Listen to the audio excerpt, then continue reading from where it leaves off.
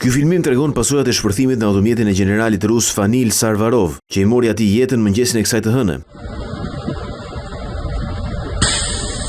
Shpërthimi me 300 gram tritol ndodhi pak sekonda pasi ai kishte hipur në automjetin e tij tip Kia Sorento poshtë pallatit së bashku me shoferin i cili mbeti i plagosur rënd. Hetuesit rus shprehin dyshime të forta për një atentat të organizuar nga shërbimet sekrete ukrainase. 56 vjeçari, veteran i luftës në Ukrainë, ishte kreu i drejtorisë operacionale të trajnimit në shtabin e përgjithshëm të ushtrisë ruse dhe generali i tretë i vrarë në atentate në një vit. Sulmi ndodhi pas takimeve shpresdhënëse që mbajtën darazi në fundjavë në Miami për fajsuesit e Rusisë dhe Ukrainës me ndërmjetësuesit amerikan Steve Witkoff dhe Jared Kushner. Në një postim në rrjetin X, Witkoff tha se takimi me të dërguarin e Moskës Kirill Dimitriev ishte konstruktiv dhe produktiv, dhe se Rusia mbetet e angazhuar plotësisht për arritjen e paqes në Ukrainë. Witkoff foli për përparime edhe me Rustem Umerovin, të dërguarin e Ukrainës, edhe pse nuk u fol për detaje. Megjithatë, asnjë përparim nuk duket të jetë bërë për thelbin e projektmarrëveshjes, lëshimet territoriale që duhet i bëjë Ukraina Rusisë.